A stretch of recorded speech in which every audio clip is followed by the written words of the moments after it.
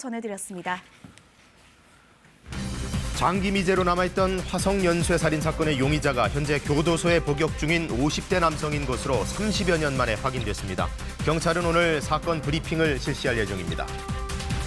아프리카 돼지열병이 발병한 경기도 파주와 연천을 비롯해 접경 지역 6개 시군이 중점 관리 지역으로 지정됐습니다. 이 지역의 돼지는 3주간 외부 반출이 금지됐습니다. 검찰이 조국 장관의 처남에게 펀드 운용사 코링크에서 매달 800만 원씩 1억 원 이상을 컨설팅 명목으로 지급한 것을 포착했습니다. 미 연준이 2달 만에 기준금리를 0.25%포인트 또 인하했습니다. 연준은 미중 무역 전쟁과 세계 경기 둔화 우려에 대응하기 위해서라고 밝혔습니다. 영화 살인의 추억의 소재가 됐던 화성 연쇄 살인 사건. 마지막 장면에서 송강호 배우는 카메라를 정면으로 응시하며 마치 범인 너 지금 어디 있냐라고 묻는 듯한 표정을 지어 보이는데 그 용의자 감옥 안에 있었습니다. 무려 30년 만에 DNA가 일치하는 사람이 나왔습니다. 국내 범죄 역사상 가장 찜찜한 영구 미제로 끝날 뻔했던 이 사건, 결국 실마리가 잡힌 건데요.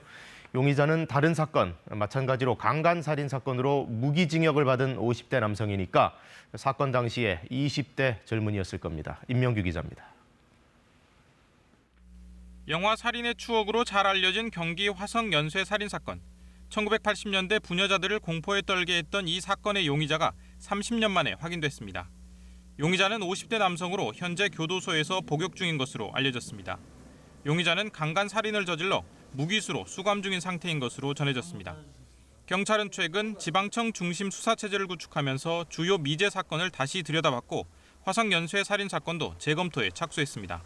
경기 남부지방경찰청은 지난 7월 중순쯤 당시 피해 여성에게서 나온 증거물의 DNA를 국과수에 분석 의뢰한 결과 채취한 DNA와 일치한 대상자가 있다는 통보를 받았다고 설명했습니다. 이에 따라 수감 중인 50대 무기수 남성이 화성 연쇄 살인 사건의 유력한 용의자인 것으로 확인해 수사하고 있다고 밝혔습니다. 경찰은 30년 만에 밝혀진 이번 사건의 용의자 확인과 관련해 오늘 관련 브리핑을 할 예정입니다. KBS 뉴스 임명규입니다. 이 용의자의 DNA는 화성 사건 피해자 2명에게서 나온 것과 일치했습니다. 14살 여중생이 참혹하게 살해당했던 9차 사건도 거기에 해당합니다. 그러나 공소시효는 13년 전에 끝났습니다. 처벌은 국민 감정으로만 가능하게 됐습니다. 최준혁 기자입니다. 경찰은 지난 7월 중순쯤 화성 연쇄살인 사건 피해자 증거물의 감정을 국과수에 다시 의뢰했습니다. 10수년이 지난 후에도 증거물을 다시 감정해 DNA가 검출된 사례가 있다는 점에 착안한 겁니다. 이 증거물에서 현재 교도소에서 복역하고 있는 50대 용의자 이모 씨의 것과 일치하는 DNA가 나왔습니다. 9차 사건을 포함해 2차례 사건의 여성 피해자 증거물에 남아있던 DNA와 이 씨의 DNA가 일치하는 것으로 전해졌습니다. 9차 사건은 당시 태안읍 병점리 야산에서 14살 여중생을 무참하게 살해한 사건입니다. 이 씨는 이후 성폭행과 살해, 시신 유기 등의 혐의로 무기징역을 선고받았고 지금까지 교도소에서 수감 생활을 하고 있는 것으로 확인됐습니다. 다만 용의자가 화성 연쇄살인 사건의 범인으로 확인된다고 하더라도 이를 근거로 처벌하는 것은 불가능합니다. 화성 연쇄살인 사건의 공소시효가 지난 2006년 4월로 끝났기 때문입니다. 경찰은 처벌 여부와는 관계없이 수사 기록을 재검토하고 관련자들을 다시 조사하면서 용의자로 지목된 이 씨와 화성 연쇄살인 사건과의 관련성을 추가로 확인할 예정입니다. KBS 뉴스 최준혁입니다. 이 사건은 1980년대를 거의 대표하다시피 했던 범죄였고 이후 2000년대로 넘어와서도 봉준호 감독의 영화로 재조명되면서 국민적인 관심이 계속 이어져 왔습니다. 어떤 사건인지 박영민 기자가 다시 한번 돌아봤습니다. 지난 1986년 10월 23일 경기도 화성군의 한 농수로에서 25살 박모 씨가 숨진 채 발견됐습니다. 경찰은 단순 살인 사건으로 보고 수사에 착수했지만 범인을 특정하지 못했습니다. 그리고 2달 뒤 사건 현장 인근에서 또 다른 여성의 시신이 발견되면서 화성 연쇄살인 사건이라는 명칭이 처음 붙었습니다. 이후 91년 4월까지 경기 화성 일대 반경 3km 이내에서 부녀자 10명이 살해됐습니다. 수사 과정에서 연쇄살인이 86년 9월 시작됐음이 뒤늦게 확인되기도 했습니다. 범인은 양말을 벗겨 양손을 묶고 속옷으로 재갈을 물려 얼굴을 덮는 등 범행 수법이 유사했습니다. 이 과정에서 범인은 자신의 물건은 하나도 쓰지 않았고 도로에 설치된 CCTV가 거의 없던 시절이어서 경찰은 수사에 어려움을 겪었습니다. 경찰은 용의자로 추정되는 남성에게 성폭행을 당한 뒤 가까스로 도주해 목숨을 건진 여성의 진술을 토대로 20대 중반에 165에서 170cm 키에 호리호리한 몸매라는 단서를 확보했습니다. 10차례 사건 가운데 8차 사건의 범인은 잡혔지만 나머지 사건과는 무관한 모방 범죄로 밝혀지면서 다른 사건들은 미제 상태로 남았습니다. 주민들 사이에선 비 오는 날에는 밖에 나가지 말아야 한다. 빨간 옷을 입으면 표적이 될 수 있다는 소문이 무성했습니다. 또 이 사건은 세계 100대 살인사건 가운데 하나로 손꼽힐 정도로 극악한 범죄로 기록됐고 지난 2003년엔 살인의 추억이라는 영화로도 제작돼 개봉됐습니다. 당시 사건을 맡았던 형사들 가운데 일부는 퇴직 이후에도 30년 넘게 연쇄살인 용의자를 추적하기도 했습니다. KBS 뉴스 박영민입니다. 다음 소식입니다. 파주도 뚫리고 연천도 뚫렸습니다. 아프리카 돼지열병, 지금까지 접경지역 2곳에서 발병이 확인됐습니다. 정부는 그 일대 6개 시군을 중점관리 지역으로 묶어서 총력 방역 태세에 들어갔습니다. 보도에 박효인 기자입니다. 경기도 연천의 양돈 농장도 아프리카 돼지열병 확진 판정을 받았습니다. 경기도 파주에 이어 두 번째 발병 농장입니다. 특이사항이 좀 나타나거나 그런 게 좀 있었나요? 밥 안 먹었어요, 탑이요. 축 뭐 이렇게 늘어져 있거나 그랬었나요? 네. 죽었으니까 이렇게 증거인 거죠. 해당 농장 돼지 4,700마리는 긴급 매몰 처분에 들어갔습니다. 반경 3km 이내 돼지 5,000마리에 대해서도 예방적 매몰 처분이 결정됐습니다. 정부는 접경지역 6개 시군을 중점 관리 지역으로 정했습니다. 발병지인 파주와 연천을 비롯해 포천, 동두천, 김포, 철원입니다. 농가 442곳, 71만 마리가 해당되는데 3주간 돼지의 외부 반출이 금지되고 지정된 도축장만 이용해야 합니다. 경기도와 강원도의 모든 축사에선 3주 동안 질병치료 목적 외에는 출입이 제한됩니다. 이동 차량 등에 대해 일제 소독이 진행 중인 가운데 이낙연 총리는 현장을 찾아 철저한 방역을 당부했습니다. 사람, 짐승, 차량 셋 중에 하나에 의해서 전파됐을 거다. 이것 또한 틀림없이 전광석화처럼 신속하고 단호하게 해야 됩니다. 범정부 대책지원본부도 꾸려졌습니다. 주무부처인 농식품부를 도와 정부와 지자체가 협업해 대응할 예정입니다. 정부는 현재까지 추가로 신고된 의심 사례는 없다고 밝혔습니다. KBS 뉴스 박효인입니다.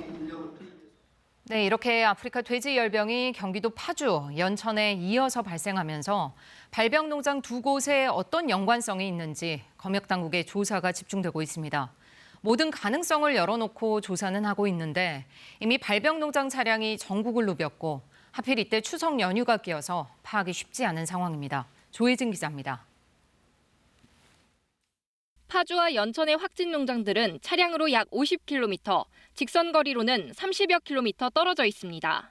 2km 전방에는 임진강이 있고 산에 가면 몇몇 개지 전부. 검역본부는 발병 농장들 간에 서로 교류가 있었는지 집중적으로 파악하고 있습니다. 해당 농장을 드나들었던 차량의 GPS 기록도 추적 중입니다. 차량이 직접 방문했던 시설은 경기와 인천, 강원, 충남, 전남, 경북 등 전국적으로 270곳이 넘는 것으로 파악됐습니다. 중간 이동 경로까지 포함할 경우 역학관계가 있는 시설은 이보다 훨씬 늘어납니다. 바이러스 잠복기가 추석 연휴라는 점도 문제입니다. 인구 이동이 활발했던 만큼 최악의 경우 여러 지역에 산발적으로 추가 증상이 나타날 수도 있습니다. 첫 발병 농장인 파주의 바이러스 유형은 중국과 동남아에서 유행한 바이러스와 동일한 것으로 파악됐습니다. 이 때문에 검역본부는 중국이나 동남아를 거친 방문자가 농장에 들렀는지를 확인하고 있습니다. 방역하거나 또는 임상 증상을 확인하거나 또는 잠복기를 예측하는 데 있어서 좀 중요한 자료가 될 수가 있습니다. 발생 농장들이 같은 사료를 먹인 점에도 주목해 바이러스 오염 여부도 검사 중입니다. 정부는 멧돼지나 음식물 등 다양한 개연성을 염두에 두고 있다며 역학조사가 끝나는데 최대 6개월이 걸릴 수도 있다고 어려움을 토로했습니다. KBS 뉴스 조혜진입니다. 검찰이 조국 법무부 장관의 가족 펀드와 관련해 수상한 자금 흐름을 발견한 것으로 알려졌습니다. 조 장관의 처남이 펀드 운용사 코링크로부터 매달 800만 원씩을 받아간 정황이 포착됐는데 검찰은 왜 이 돈을 건네받았는지 들여다보고 있습니다. 사모펀드 수사 속보를 정세배 기자가 보도합니다. 조국 법무부 장관의 처남 정모 씨는 2017년 3월 사모펀드 운용사 코링크 PE에 모두 5억 원을 투자합니다. 누나인 정경심 교수에게서 빌린 돈 3억 원에 남매가 함께 대출받은 2억 원으로 자금을 마련했습니다. 그런데 투자 직후부터 코링크 PE에서 매달 800만 원씩 모두 1억 원이 넘는 돈이 정 씨에게 지급된 것으로 전해졌습니다. 이 돈의 명목은 컨설팅 비용. 검찰은 그러나 정 교수 남매가 코링크에 빌려준 돈의 이자거나 이면 계약이 있었을 가능성이 높다고 보고 있습니다. 검찰은 또 조 장관의 오촌 조카인 조모 씨가 횡령한 수십억 원 가운데 10억 원가량이 정 교수 측으로 흘러들어간 정황도 함께 포착했습니다. 검찰은 이와 별도로 2017년부터 억 단위의 돈이 정 교수 측과 오고 간 정황도 함께 살펴보고 있습니다. 이 같은 내용은 조 씨의 구속영장에도 혐의로 적시됐습니다. 이와 관련해 검찰은 조 씨를 비롯한 사모펀드 관련자들을 연일 소환해 집중적으로 조사를 벌이고 있습니다. 검찰은 확보한 증거와 관련자들의 진술을 바탕으로 이번 주 안에 정 교수를 소환할 것으로 보입니다. KBS 뉴스 정세배입니다. 조국 법무부 장관의 배우자인 정경심 교수가 현재 보도되는 내용들은 사실과 추측이 뒤섞여 있다며 동양대 규정을 어기고 자문료를 받았다는 보도를 반박했습니다. 정 교수는 어제 자신의 SNS에서 2차례 글을 올려 이같이 밝혔습니다. 정 교수는 학교에 보고하지 않고 가족의 사모펀드 운용사 코링크 PE가 투자한 회사 WFM과 고문 계약을 맺었다는 보도에 대해서 동양대 인사팀과 사전 협의를 거쳐 겸직 허가서를 득했다면서 관련 문서를 공개했습니다. 또 의혹이 사실인 양 보도가 이어져 고통스러운 시간을 보내고 있다면서 공식적인 형사 절차에서 사실관계를 밝힐 수밖에 없는 위치에 있다고 말했습니다. 전국 곳곳에서 밤사이 화재가 잇따랐습니다. 울릉도의 한 식당에서 불이 시작돼 산불로 번지기도 했고 오늘 새벽에는 충남 논산의 금속 가공 공장에서 불이 났습니다. 우한솔 기자입니다.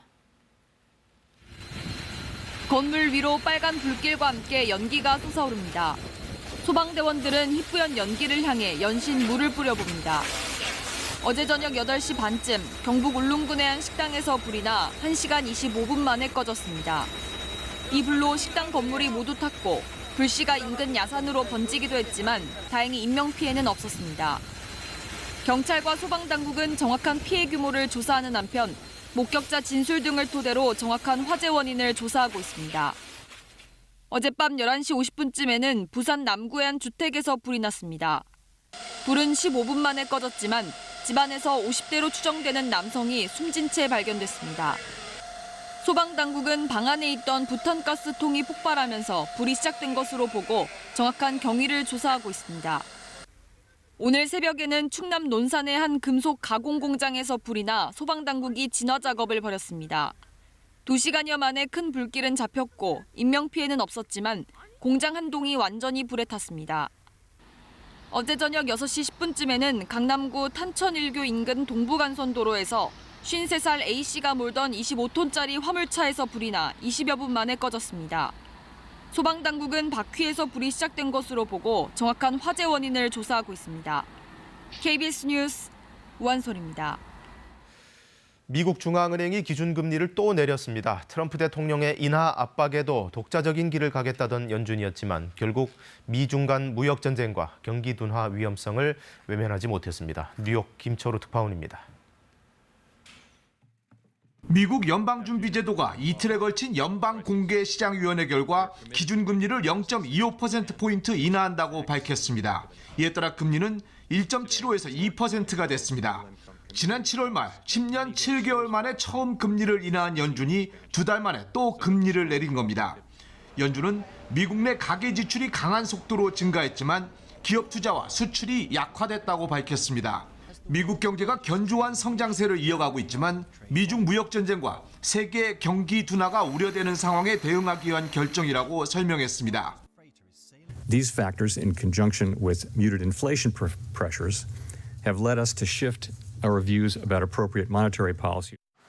파월 의장은 경기 하강 국면을 전제로 폭넓고 연속적인 금리 인하도 예고했습니다. And if the economy does turn down, then a more extensive sequence of rate cuts could be appropriate. 파월 의장은 그러나 연준이 현 상황을 경기 하강 국면으로 보거나 향후 올 것으로 예상하는 건 아니라고 선을 그었습니다. 연준이 조건부 금리 인하 가능성을 열어두면서도 당분간 섣불리 움직이지 않겠다는 의미로 해석됩니다. 연준 발표 직후 트럼프 대통령은 곧바로 트위터를 통해 파월 의장과 연준은 또다시 실패했다. 배짱도 없고 감각도 없다고 비난했습니다. 뉴욕 증시도 연준이 추가 금리 인하 신호를 확실히 주지 않았다며 실망하는 분위기 속에 큰 등락 없이 장을 마쳤습니다. 뉴욕에서 KBS 뉴스 김철우입니다. 정부가 심각한 저출산 고령화 대책의 하나로 60세 은퇴자들을 계속 고용하도록 기업들을 지원하는 방안을 제시했습니다. 노인 기준 연령 자체를 높이는 방안도 검토 중입니다. 오수호 기자가 전해드립니다. 정부가 정년 60세 이후에도 일할 수 있는 제도를 검토하고 있습니다. 심각한 저출산 고령화 때문에 앞으로 10년 동안 매년 33만 명씩 줄어드는 생산 연령 인구를 확보하기 위해서입니다. 정년 연장은 파급 효과가 커 이번 대책에서 제외했고 대신 단계적인 방안을 택했습니다. 일단 내년에 예산 488억 원을 편성해 60세 이상을 고용한 기업에 장려금을 주는 것으로 시동을 겁니다. 그리고 장기적으로는 일본처럼 65세까지 고용을 의무화하는 제도를 추진합니다. 대신 기업들에게 임금을 대폭 깎는 재고용 방식을 허용해 부담을 줄여줄 계획입니다. 다만 충분히 연구한 뒤 2022년부터 본격 추진하겠다는 입장입니다. 이 밖에 외국인 우수 인재에게 특별 비자를 주고 통합이민관리법도 만들어 노동력을 확충할 계획입니다. 고령자에 대한 어떤 활용, 외국 인력에 대한 활용 문제를 같이 오늘 검토를 했지만은 당연히 청년 고용을 해야지 않는 범위 내에서 그렇게 추진하고자 하고 있고요. 노인 기준 연령 65세를 조정하겠다는 뜻도 밝혔습니다. 기초연금 등 각종 복지 혜택의 기준이 되는 나이인데 장기적으로 재정 부담이 큰 만큼 높이는 방안이 유력합니다. 인구 감소에 대비해 교원이나 군 상비 병력을 감축하는 방안도 검토하고 있습니다. KBS 뉴스 오수호입니다. 일본의 수출 규제에서 비롯된 한일 두 나라의 갈등에 대해 미국이 적극 관여하고 있다는 발언이 나왔습니다. 미 국무부 동아태 차관보가 한 말인데 그동안 한일 양국이 해결할 사안이라며 한 발 물러나 있는 듯했던 미국의 태도가 바뀌고 있는 신호인지 관심이 모이고 있습니다. 워싱턴에서 금철영 특파원이 보도합니다. 한일 갈등에 미국이 적극 관여 중이다란 발언은 미 상원 외교위원회가 스티웰 미 동아태 차관보를 불러서 지역 정세 전반에 대한 질의를 이어가던 와중에 나왔습니다. We have seen a devolution of the relationship between Japan and South Korea over a series of issues.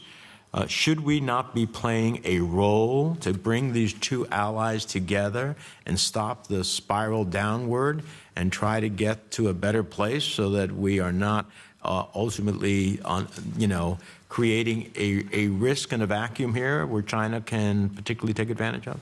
So we are actively engaged. Because that activity may not be visible publicly, it doesn't mean it's not happening.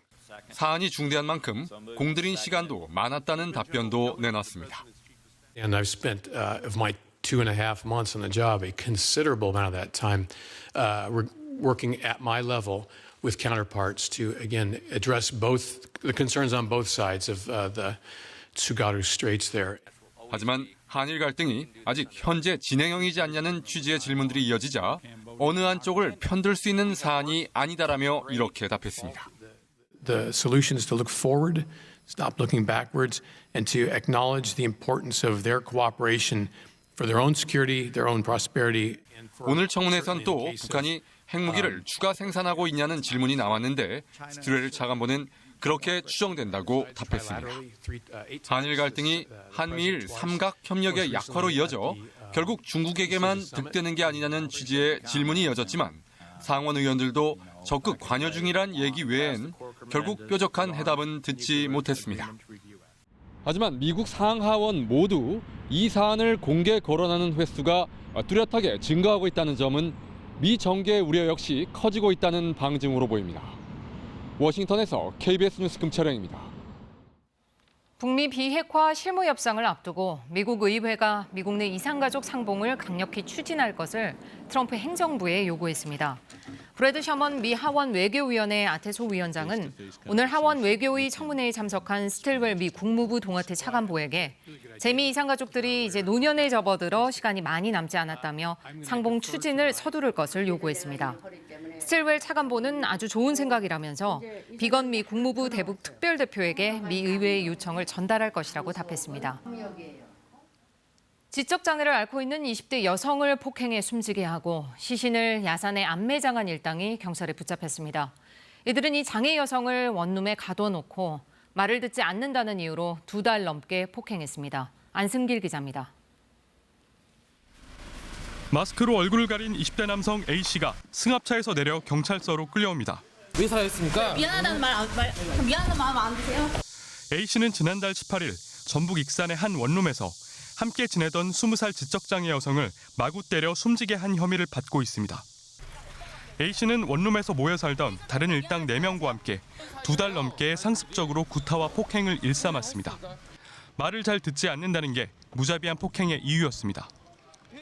이들은 피해자가 숨지자 경남 거창의 한 야산에 시신을 안매장하고 범행을 은폐했습니다. 지적장애가 있던 피해자는 가출 후 SNS를 통해 A씨를 알게 됐고 지난 6월부터 원룸에서 함께 지냈습니다. A씨 일당은 자신들 범행을 목격한 또 다른 30대 지적장애 여성을 원룸으로 납치 감금하고 협박한 것으로 드러났습니다. 딸이 누군가에서 납치되었다라는 신고가 있었습니다. 그날 오후에 피의자와 피해자를 익산에서 발견해서 피해자들을 수사하는 중에 이와 같은 사실이 있다. 경찰은 이들이 원룸에 모여 살면서 어떻게 생활비를 마련했는지, 지적장애 여성들을 왜 유인해서 데려왔는지, 피해 여성들에게 성매매를 강요했는지 여부에 대해 집중 조사하고 있습니다. 경찰은 살인과 사체 유기 등의 혐의로 A씨 등 2명을 구속하고 범행에 가담한 나머지 일당 3명을 입건했습니다. KBS 뉴스 안승길입니다. 북쪽에서 찬 공기가 내려오면서 날이 부쩍 쌀쌀해졌습니다. 파란색으로 보이는 지역은 오늘 아침 기온이 10도 아래로 뚝 떨어졌는데요. 장수와 파주, 철원은 8도 안팎의 기온을 보였고 서울도 13.6도로 어제보다 6도가량 기온이 낮습니다. 오늘 낮 동안에도 비교적 선선하겠습니다. 오전까지 해안과 제주도로는 바람이 강하게 불겠습니다. 또다시 태풍 소식이 들려오고 있습니다. 아직 태풍으로 발달한 것은 아니고요. 지금은 일본 오키나와 남쪽 먼바다에서 열대저압부로 북상을 하고 있습니다. 세력을 점차 키우면서 오늘 17호 태풍 타파로 발달할 것으로 예상이 되고 주말에는 우리나라에 영향을 주면서 많은 비를 뿌릴 것으로 예상됩니다. 오늘 전국이 대체로 맑겠지만 아침까지 동해안 지역으로는 빗방울이 떨어지는 곳이 있겠습니다. 현재 기온은 서울이 13.8도, 세종이 11.7도, 안동 14.8도로 서쪽 지역을 중심으로 기온이 크게 떨어졌는데요. 한낮에는 서울이 26도, 원주 24도, 대전과 대구 26도, 광주 27도로 일교차가 크게 벌어지겠습니다. 바다의 물결은 모든 해상에서 3에서 4m까지 거세게 일겠고 해상에는 바람도 강하게 불겠습니다. 내일까지는 오늘처럼 맑고 일교차 큰 날씨가 이어질 텐데요. 토요일에는 강원 영동과 남부지방에, 일요일에는 전국에 비가 내릴 것으로 예상됩니다. 날씨 정보 전해드렸습니다. 기상이변을 일으키는 여러 요인 가운데 엘니뇨 현상이 있습니다. 인류의 미래가 달린 문제인데 좀 더 정확히 이 엘니뇨 현상을 예측하는 시스템이 국내에서 인공지능 기술을 통해 개발됐습니다. 보도에 이정훈 기상전문 기자입니다. 엘니뇨는 열대 태평양의 바닷물 온도가 예년보다 높아지는 현상입니다. 이렇게 바다가 데워지면 대기도 연쇄적으로 영향을 받게 됩니다. 지구촌 곳곳에 기상 이변이 생기고 그 영향으로 곡물 생산 등 세계 경제에도 변수로 작용합니다. 그래서 가능한 빨리 대비책을 마련하는 게 중요했지만 그동안 엘니뇨 현상을 사전에 예측할 수 있는 기간은 1년 이내에 그쳤습니다. 예측 기간이 길어질수록 정확도가 급격히 떨어집니다. 하지만 국내 연구진이 인공지능을 활용해 엘니뇨의 예측 기간을 획기적으로 늘린 모델을 개발했습니다. 전남대 함유근 교수 연구팀은 1870년대부터 약 100년간의 엘니뇨 분석 자료와 모델 결과 등 약 3,000개의 자료를 인공지능에 심화 학습시켰습니다. 그 결과 예측 기간이 길어져도 정확도가 크게 낮아지지 않았고 기존 모델보다 예측 기간을 6개월 이상 늘릴 수 있게 됐습니다. 또 엘니뇨는 발생 위치가 중앙태평양인지 동태평양인지에 따라 기상 영향도 달라지는데 어떤 형태의 엘니뇨가 될지에 대한 예측 정확도도 15%포인트 이상 높아졌습니다. 남태평양과 인도양의 바닷물 온도가 높아지면 중앙태평양 엘니뇨가 발생할 확률이 높다는 사실도 밝혀냈습니다. 기후 예측 분야에 있어 인공지능의 성공 가능성을 위한 이번 연구는 오늘자 네이처지에 실렸습니다. KBS 뉴스 이정훈입니다. 강제징용 소송에서 일본 전범기업 측을 대리했던 국내 로펌 김앤장의 변호사가 법원 행정처의 소송 지휘를 받았다는 아리송한 법정 증언을 했습니다. 이 소송 지휘라는 것은 재판부의 고유 권한인데 왜 법원 행정처가 그걸 썼다는 건지 발언의 의미를 김채린 기자가 뜯어봤습니다. 2015년 5월 김앤장 법률사무소의 한상호 변호사는 대법원 산하 법원행정처 측에서 걸려온 전화 한 통을 받았습니다. 전화를 건 사람은 임종원 당시 법원행정처 기조실장. 대화 주제는 한 변호사가 총괄하던 강제징용 손해배상 소송이었습니다.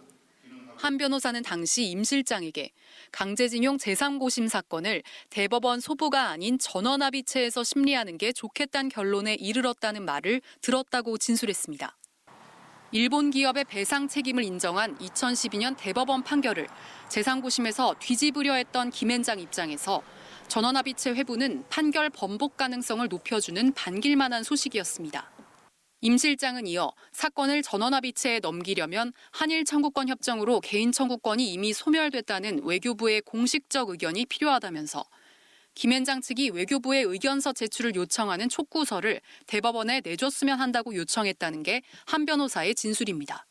한 변호사는 이런 내용을 양 전 대법원장도 알고 있을 거라고 추측했다면서 소송 지휘의 일환으로 생각했다고 증언했습니다. 주심 판사가 의아하다는 듯 소송 지휘는 일반적으로 재판부가 하는 거 아니냐고 묻자 한 변호사는 소송 대리인으로서 저는 기조실장의 전화를 무시할 수 없었다고 말했습니다. 법원행정처와 대법원을 한 몸으로 봤다는 주장입니다. 한 변호사는 또 자신은 수동적으로 전화를 받은 것뿐이라며 왜 그런 걸 알려주는지 제가 그것 때문에 여기까지 나와 있는 것이라며 억울한 기색을 보였습니다. 하지만 한 변호사의 말대로 김앤장이 사법농단에 어쩌다 끌려 들어간 것인지 아니면 상황을 적극 이용한 것인지는 더 곱씹어볼 대목입니다. KBS 뉴스 김채린입니다.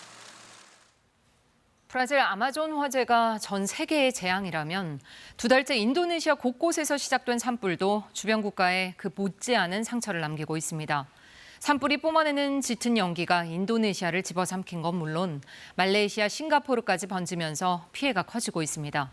유석주 특파원이 이 상황을 전해왔습니다. 말레이시아 수도 쿠알라룸푸르 시내 452m의 쌍둥이 빌딩이 짙은 연무에 뿌옇게 보입니다. 인도네시아 산불로 발생한 연기가 넘어오면서 말레이시아 정부가 인공 강우까지 실시했지만 대기질은 계속 악화되고 있습니다. Dan sepanjangnya saya tengok ke atas ni pun memang tak nampak apa kat bawah kan. Itulah rasa lebih teruk kot daripada sebelum ni.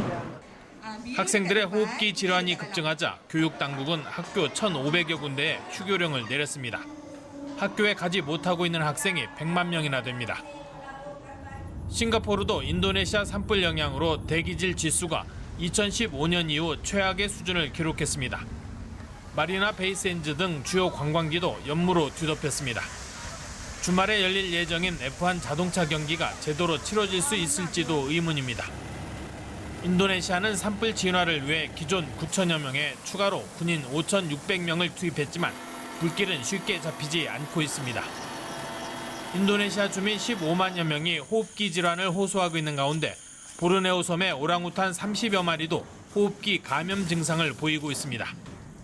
인도네시아에서는 팜나무를 심기 위해 건기에 고의로 산불을 내는 일이 잦은데 경찰은 방화 용의자 185명을 체포해 조사하고 있습니다. 방콕에서 KBS 뉴스 유석주입니다. 서아프리카 라이베리아의 한 학교에서 불이 나 교사와 어린이 수십 명이 숨졌습니다. 현지 시간으로 17일 밤 라이베리아 수도 몬로비아의 한 코란 학교에서 불이 났습니다. 이 불로 교사 2명이 숨지고 어린이 27명이 숨진 것으로 전해졌습니다. 화재 당시 교실 안에는 수업 중이던 아이들이 미처 대피하지 못해 피해가 컸다고 현지 경찰은 전했습니다. 경찰은 전기 문제로 불이 난 것으로 보고 정확한 화재 원인을 조사하고 있습니다. 검은 옷을 입은 여성들이 거리에 누워 소리를 지르며 절규합니다. 나이지리아 남부 주포트 하커트시에서 열린 집회 모습인데요. 이들은 최근 2달 사이 한 호텔에서 여성들이 잇따라 살해된 것과 관련해 희생자들을 애도하고 경찰의 부실 수사를 규탄하기 위해 모였습니다.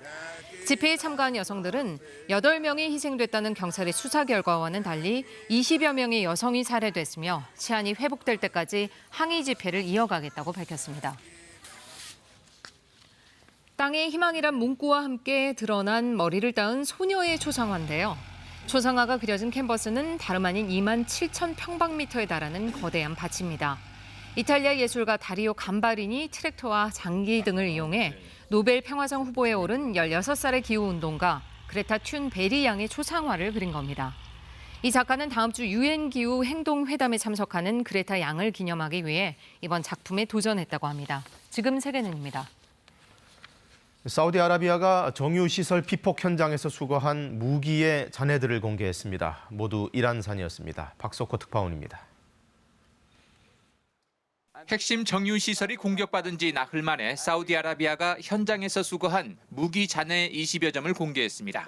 삼각형 날개를 가진 델타 윙과 델타 웨이브 무인기, 이란 혁명수비대가 사용하는 저고도 순항미사일 야 알리의 개조형 등 공개된 무기는 모두 이란산입니다.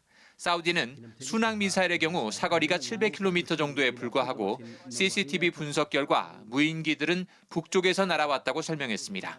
남쪽으로 1,300km나 떨어져 있는 예멘 반군의 소행이 아니라며 이란을 배후로 재차 지목한 겁니다. The attack was launched from the north and was unquestionably sponsored by Iran. 사우디는 그러나 이들 무기가 발사된 공격 원점이 이란 영토인지 아니면 친이란 민병대가 있는 이라크 남부인지에 대해서는 밝히지 않았습니다. 좀 더 조사가 필요하다는 뜻입니다. 이런 가운데 트럼프 미국 대통령은 이란에 대한 제재를 대폭 강화할 것을 재무부에 지시했고 사우디에 급파된 폼페이오 미국 국무장관은 이번 사건을 전쟁 행위로 규정했습니다. 이에 대해 이란은 이례적으로 자신들이 이번 사건과 관련이 없다는 공식 외교 전문을 주 테헤란 스위스 대사관을 통해 미국에 보내는 등 강력 반발하고 있습니다. 이에 따라 유엔은 물론 프랑스와 독일 등 유럽 국가들도 사우디에 전문가를 파견해 피폭 현장과 무기 잔해 등을 조사할 것으로 알려졌습니다. 두바이에서 KBS 뉴스 박석호입니다. 이제 첫돌 막 지난 아기를 학대하는 영상으로 공분을 샀던 정부 보증 돌보미가 1심 재판에서 실형을 선고받았습니다. 형량은 징역 1년입니다. 정재우 기자입니다. 14개월 된 영아의 뺨을 때리고 자는 아이의 머리를 때리거나 발로 차는 등 학대를 한 아이 돌보미. 지난 4월 아이의 부모가 학대 장면이 담긴 영상을 공개하면서 아이 돌보미 김모 씨는 경찰에 체포돼 구속됐습니다. 법원은 1심 선고 공판에서 공소 사실이 모두 인정된다며 김 씨에 대해 징역 1년의 실형을 선고했습니다. 또 아동 관련 기관 취업을 5년간 제한했습니다. 법원은 의사표현을 할 수 없던 아이를 상대로 30여 차례에 걸쳐 학대를 했다면서 아이의 성장에 치명적인 영향을 미칠 것으로 보인다고 판시했습니다. 정부는 이 사건을 계기로 아이돌봄이 채용 단계에서 검증을 강화하는 등의 내용을 담은 종합개선책을 지난 4월 발표했습니다. 하지만 사생활 침해 우려 등을 이유로 CCTV 설치 지원 방안은 제외됐습니다. 피해 아동의 아버지는 다시는 이 같은 일이 일어나지 않기를 바란다면서 보다 실효성 있는 예방을 위해선 CCTV 설치가 필요하다고 말합니다. 정부 대책들은 완벽한 대책이 될 수 없고 그러려면 CCTV를 달 수 있게끔 이제 가족과 돌보미 선생님께 명분을 주는 제도적인 추가적인 장치가 좀 있었으면 좋겠고요. 한편 김 씨는 수사 재판 과정에서 혐의를 모두 인정하고 30여 차례의 법원에 반성문을 제출한 것으로 알려졌습니다. KBS 뉴스 정재우입니다. 네, 이번 주 극장가에 상당히 주목받는 대작들이 개봉합니다. 브래드 피트 주연의 SF 우주 영화가 베일을 벗었고 또 전설의 록그룹 비틀즈를 다룬 영화도 찾아옵니다. 송영국 기자가 소개합니다. 가까운 미래 외계의 지적 생명체와 접촉하기 위해 건설한 송신탑에서 전력 사고가 발생합니다. 끝없는 추락 끝에 가까스로 살아난 주인공 맥브라이드. 이 사고가 태양계 끝에서 임무 수행 중인 자신의 아버지와 연관이 있을 거란 말을 듣습니다. 아버지를 찾아 우주로 향하는 맥브라이드. 달 기지에서 해적을 만나는 등 그의 항해는 순조롭지 못합니다. 머나먼 우주 아버지에게 무슨 일이 있는 걸까? 망망대해에서 이 영화가 탐사하는 건 인간의 내면입니다. 인터스텔라와 그래비티, 최근 퍼스트맨에 이르기까지 그간의 우주 배경 SF 영화의 장면들을 노골적으로 차용했고 전쟁 영화의 고전인 40년 전 작품 지옥의 묵시록의 구조를 그대로 가져와 인간의 광기가 어디로부터 오는지 묻습니다. 전설의 그룹 비틀즈의 역사가 어느 날 갑자기 사라진다면 Oh, I believe in yesterday. When did you write that? 무명의 가수 말릭에게 기적 같은 일이 일어납니다. 세상 모두가 모르는 비틀즈의 명곡들을 발표해 일약 스타로 떠오릅니다. 돈과 명예를 한꺼번에 얻게 된 그의 가수 인생은 어떻게 펼쳐질지, 그가 양심의 소리를 들을 수 있을지 흥미로운 설정이 경쾌하게 전개됩니다. Hey Jude, don't make it bad. 예스터데이는 물론 Let It Be, Hey Jude 등 비틀즈의 히트곡들이 관객의 귀를 호강시켜줍니다. KBS 뉴스 송영국입니다.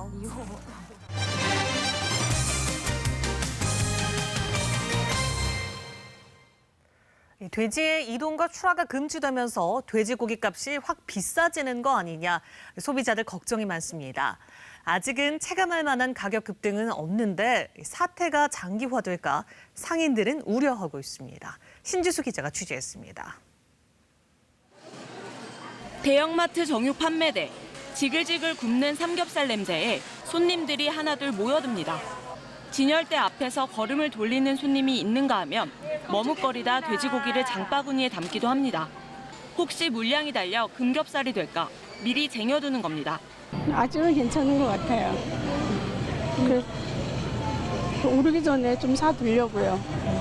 어제 국산 냉장 삼겹살 기준 평균 소매가는 100g에 2,044원을 기록했습니다. 아프리카 돼지 열병 발병 전인 16일에 비해 31원, 소폭 상승했습니다. 대형마트의 경우 1, 2주 정도 재고를 확보하고 있어 공급에 여유가 있는 편입니다.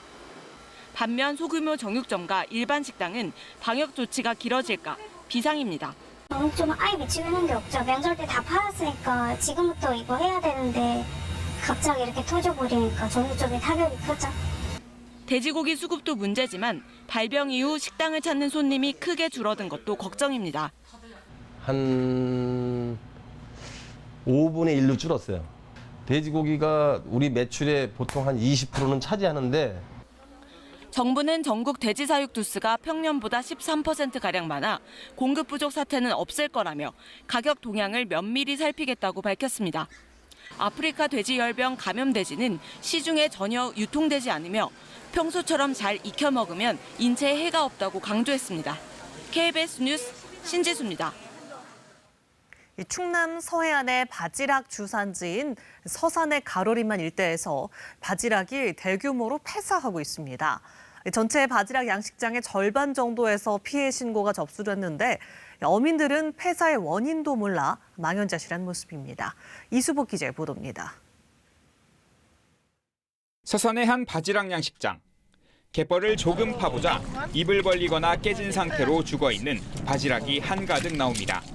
그나마 살아남은 바지락은 씨알이 작아 상품성이 없습니다. 폐사한 바지락들이 모여 조개 무덤을 이루고 있는데요. 피해 신고가 접수된 이곳 가로림만 일대 바지락 양식장 면적만 350여 헥타르에 이릅니다. 서산 가로림만 일대 바지락 양식장 700여 헥타르의 절반이나 되는 면적입니다. 바지락이 한 달 전쯤부터 폐사되기 시작하더니 추석 연휴를 거치면서 그 수가 부쩍 늘었습니다. 바지락을 공들여 키운 어민들은 폐사 원인조차 몰라 답답하기만 합니다. 찹찹한 심정이죠. 지금 뭐 당장 수확을 해서 돈도 써야 되고 용돈 애들 손주들도 용돈도 줘야 되는데 작업을 못하게 생겼으니까 아주 울먹이고 있습니다. 신고를 받은 서산시와 충남수산자원연구소는 시료 채취에 나섰습니다.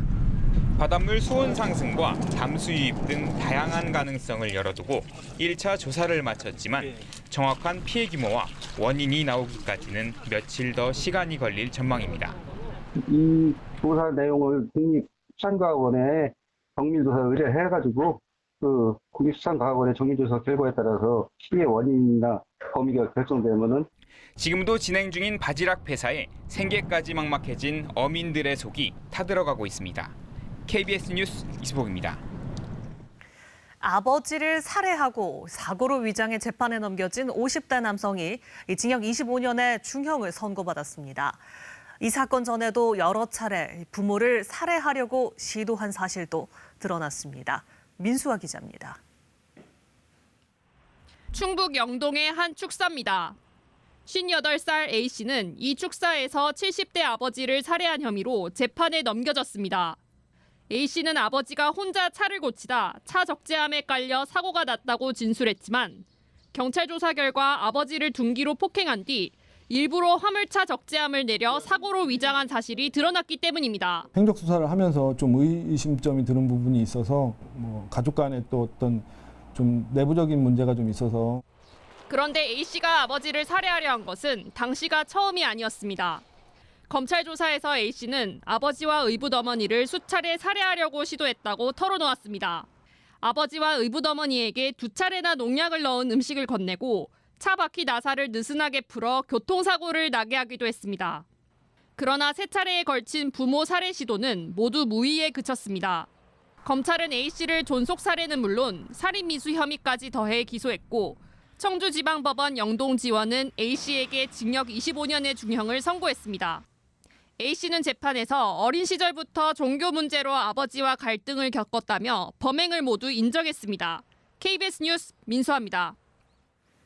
서울 도심의 외딴 섬으로 반세기 가까이 방치됐던 노들섬이 음악과 숲을 품은 복합 문화 공간으로 다시 태어났습니다. 시민들에게 휴식과 여유를 선물한다고 하는데요. 정식 개장을 앞둔 노들섬을 이수민 기자가 소개합니다. 노들섬은 1917년 한강 인도교를 세우는 과정에서 만든 인공섬입니다. 겨울엔 스케이트, 여름이면 물놀이를 즐기는 한강 최고의 유원지였습니다. 하지만 70년대 이후 각종 개발 사업이 무산되면서 반세기 가까이 방치되었습니다.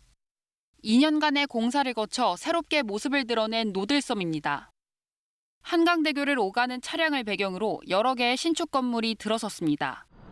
가장 눈에 띄는 건 3층 높이 복합 문화공간입니다. 1층에는 대중음악에 특화된 전문 공연장이 마련됐습니다. 음향과 조명, 악기 시설이 갖춰진 곳에서 주말마다 공연이 펼쳐집니다. 야외에도 3천석 규모의 공연장이 완성됐습니다. 한강 속에서 이렇게 서울 풍경을 볼 수 있고 또한 한강과 함께 풍경으로 어우러지는 그러한 건물들을 만들어내는 것들이 목적이었습니다. 출판사들이 계절별로 책을 소개할 수 있는 공간에다 식물을 활용한 공방, 여기에 다양한 음식점까지 노들섬 곳곳이 볼거리와 먹을거리로 풍성하게 채워질 예정입니다. 음악 공연이 없을 때에도 도서관이라든지 그다음에 지금 여기 보면 식물을 통한 이 힐링하는 향, 그다음에 만약 여기 조그만 이제 음식도 먹을 수 있는 공간, 항상 이렇게 시민들과 가까이 접근할 수 있게. 새롭게 태어난 노들섬의 정식 개장일은 이번 달 28일. 주차를 할 수 없어 시민들은 대중교통을 이용해야 하고 수상택시도 운영됩니다. KBS 뉴스 이수민입니다. 이 시각 현재 출근길 교통 상황 알아보겠습니다. 서울경찰청입니다. 안녕하십니까. 목요일 아침 교통정보입니다. 소방시설 주변에 주정차를 하는 경우 과태료 50만 원이 부과되고 있는데요. 소방시설과 소방차량의 기동성은 인명구조에 있어 1분 1초를 다투는 중요한 문제인 만큼 모두 함께 지켜주시는 게 좋을 것 같습니다. 오늘 아침 출근길 전반적으로 소통 원활한 가운데 경부고속도로 외곽 방향 서초IC 부근 하위차로상에 고장 차량이 서 있어 한남대교 남단부터 힘겨운 모습입니다. 동부간선도로 노원교부터 월계 1교 사이 양방향 정체고 내부순환로 성산 방향 연희램프부터 성산대교 진출로 지날 때까지 속도 떨어집니다. 현충로 한강대교 남단부터 중앙대 앞 삼거리 사이 가다서다를 반복하고 있고 관악로 서울대 방면으로 은천 삼거리부터 서울대 입구역까지 신호대기 행렬 길어지고 있습니다. 성산로 도심 방면 사천 고가부터 세브란스 병원 앞 지날 때까지 긴 구간 정체고 도심권은 종로와 을지로 모두 수월한 출근길 되고 있습니다. 이어서 교통통제 및 혼잡 예상 정보입니다. 서초역 8번 출구 근처에 위치한 SK 브로드밴드 빌딩 앞에서 저녁 7시부터 밤 10시까지 집회와 행진이 진행될 예정이고 올림픽대로 하남 방향 양화대교 남단 부근 시설물 설치 공사로 오전 9시부터 오후 5시까지 부분 통제될 예정입니다. 교통정보였습니다.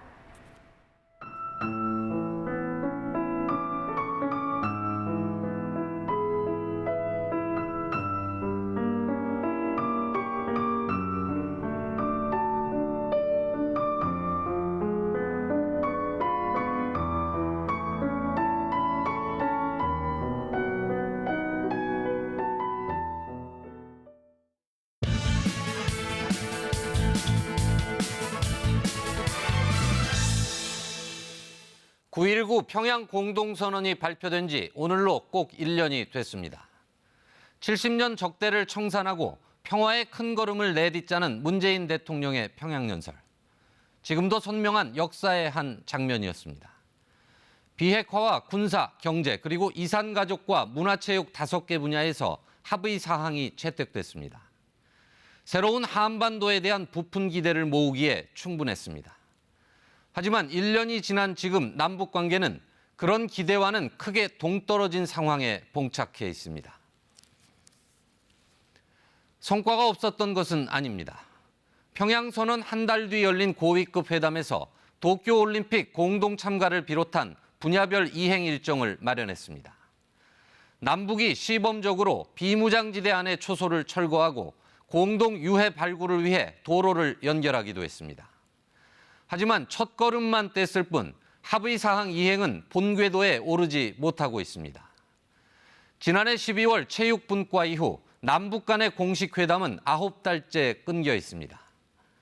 하노이 북미 회담 결렬 이후 오히려 북한은 미국하고만 직접 대화하겠다면서 우리 측과는 담을 쌓아놓고 있습니다. 한미 연합훈련을 맹렬히 비난하면서 올 들어서만 벌써 10차례 단거리 발사체를 쏘아 올렸습니다. 남북관계 진전을 발판으로 북미 대화를 촉진한다는 구상과는 다른 방향으로 상황은 전개돼 왔습니다. 교착 상태였던 북미 간의 비핵화 협상이 곧 재개될 것으로 전망됩니다. 문재인 대통령은 이와 관련해 북미 대화 지원에 할 수 있는 모든 역할을 다하겠다고 밝혔습니다. 다음 주 한미 정상회담을 앞두고 서훈 국정원장이 미국을 찾은 것도 이와 무관치 않아 보입니다. 북미 협상이 재개된다고 해서 남북 관계가 바로 복원될지는 불투명합니다. 그렇지만 우여곡절을 떨치고 9.19 공동선언 이행의 물꼬가 트일지 가늠해 볼 계기임에는 틀림없습니다. 뉴스 해설이었습니다. 장기 미제로 남았던 화성 연쇄 살인 사건의 용의자가 현재 교도소에 복역 중인 50대 남성인 것으로 30여 년 만에 확인됐습니다. 경찰은 오늘 이 사건의 브리핑을 실시할 예정입니다. 아프리카 돼지열병이 발병한 경기도 파주와 연천을 비롯해 접경 지역 6개 시군이 중점 관리 지역으로 지정됐습니다. 이 지역의 돼지는 3주간 외부 반출이 금지됩니다. 검찰이 조국 장관의 처남에게 펀드 운용사 코링크에서 매달 800만 원씩 1억 원 이상을 컨설팅 명목으로 지급한 것을 포착했습니다. 미 연준이 2달 만에 기준금리를 0.25%포인트 또 인하했습니다. 연준은 미중 무역 전쟁과 세계 경기 둔화 우려에 대응하기 위해서라고 밝혔습니다. 오늘 아침 날이 부쩍 쌀쌀해졌습니다. 북쪽에서 찬 공기가 내려왔기 때문인데요. 나가실 때 따뜻하게 챙겨 입으셔야겠습니다. 오늘 서쪽 지역을 중심으로 기온이 크게 떨어졌습니다. 장수와 파주, 철원은 8도 안팎까지 기온이 내려갔고 서울도 13.6도로 어제보다 6도가량 기온이 낮습니다. 한낮에도 날은 비교적 선선하겠는데요. 오전까지 해안가와 제주도로는 바람이 강하게 불겠습니다. 또다시 태풍 소식이 들려오고 있습니다. 지금은 일본 오키나와 남쪽 먼바다에서 열대저압부로 북상하고 있습니다.